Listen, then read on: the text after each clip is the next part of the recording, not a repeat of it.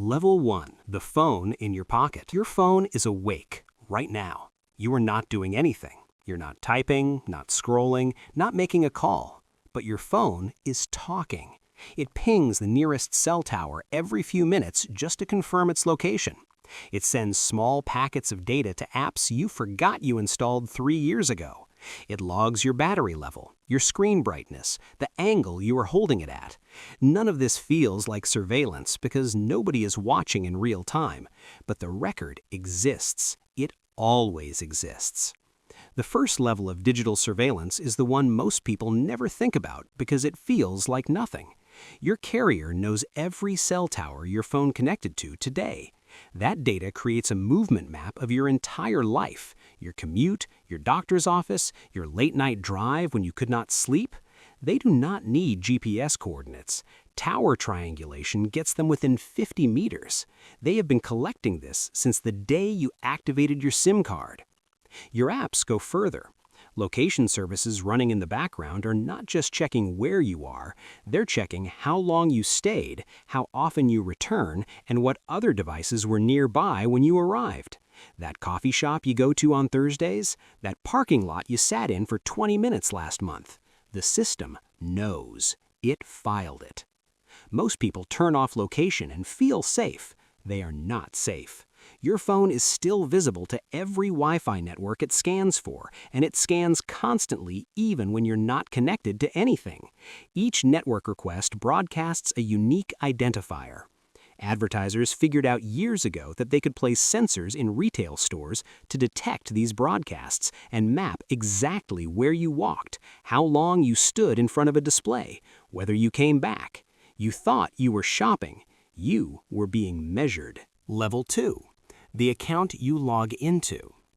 The moment you sign in anywhere, the anonymous data becomes personal. Your device fingerprint, your IP address, your behavioral pattern, all of it attaches to your name, your email, your date of birth. The profile that existed before you logged in gets confirmed and expanded. Now the record has a face.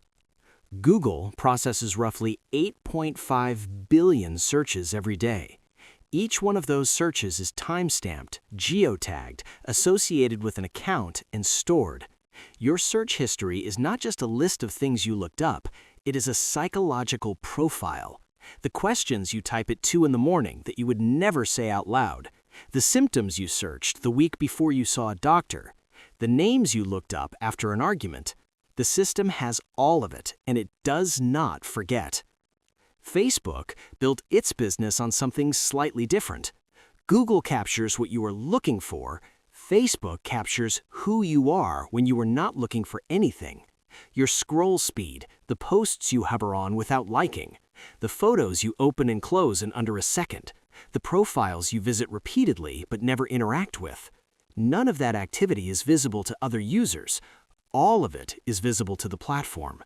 Every passive behavior you produce while you think you're just wasting time is being interpreted, classified, and fed into a model that knows what you want before you do. The login is not just access, it is consent to be studied. Level 3. The data broker.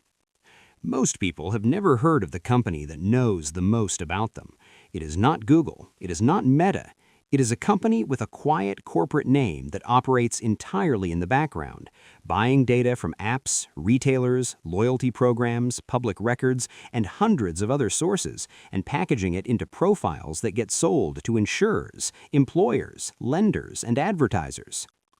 There are over 4,000 data brokers operating in the United States. The largest ones hold files on virtually every adult in the country.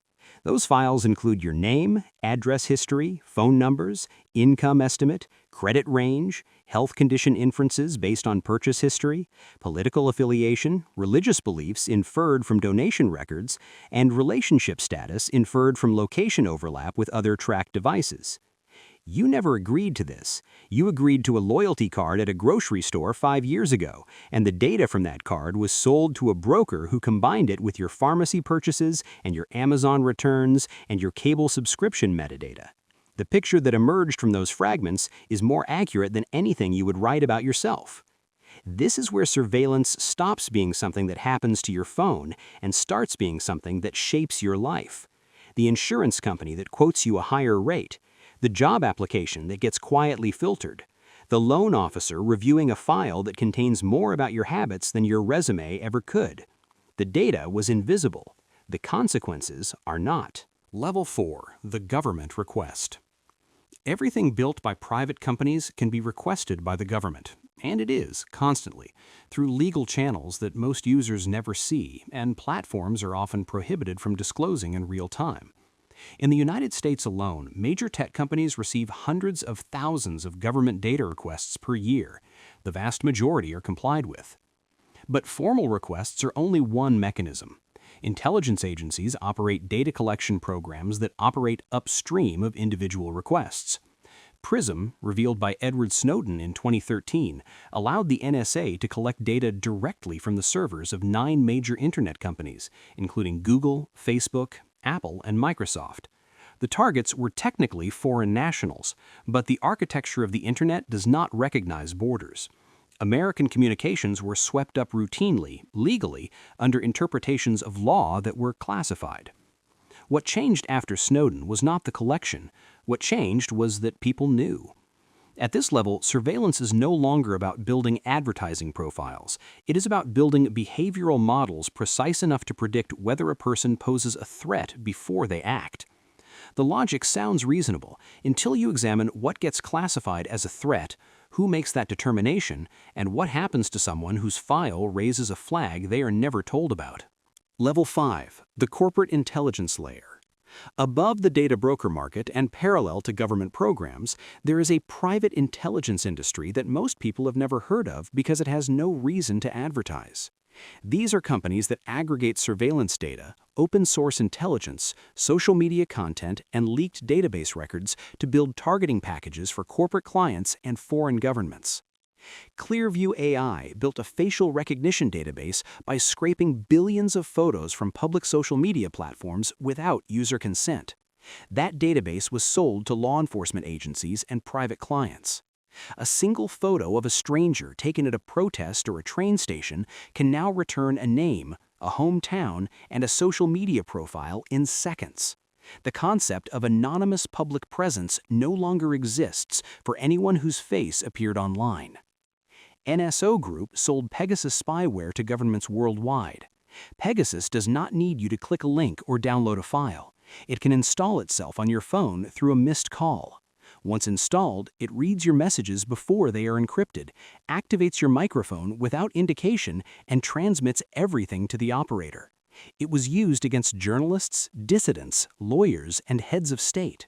The line between government surveillance and corporate product was gone. It was a subscription service. At this level, the question is no longer whether you are being watched, it is who is watching and what they intend to do with it. Level 6. The predictive layer. The final stage of surveillance is not about recording what you did. It is about predicting what you will do before you do it. Cambridge Analytica demonstrated in 2016 that Facebook-like data could predict personality traits, political beliefs, and voting behavior with accuracy that exceeded self-reporting. They did not need you to tell them who you were. The pattern of your behavior told them first. That model was used to micro-target political advertising to individuals based on predicted psychological vulnerabilities. The Chinese social credit system, depending on which version is implemented in which city, uses a combination of financial data, criminal records, social media behavior, and physical surveillance cameras equipped with facial recognition to assign citizens scores that affect their ability to buy train tickets, apply for loans, or enroll their children in schools. The system does not punish you for what you did, it scores you for what the data suggests you are. American tech companies are building systems that are structurally similar with different stated purposes. Predictive policing algorithms flag individuals as high risk before any crime occurs. Insurance models predict your health trajectory based on behavioral data. Hiring platforms score candidates on personality inference before a resume is read. The final level of digital surveillance is not a room with cameras. It is a model that knows you better than you know yourself and makes decisions about your life that you never see made. You are not being watched in that system. You are being calculated. The data points they collected from your phone, your searches, your purchases, your face on a street corner 5 years ago, all of it feeds an output that determines what options you are shown, what prices you are quoted, what flags appear on your file. You did not do anything wrong. You just existed inside the system long enough for the system to decide what kind of person you are. And that decision was made quietly, permanently, without your knowledge, in a room you will never enter, by a model that has no face. The phone in your pocket is still talking. It never stopped.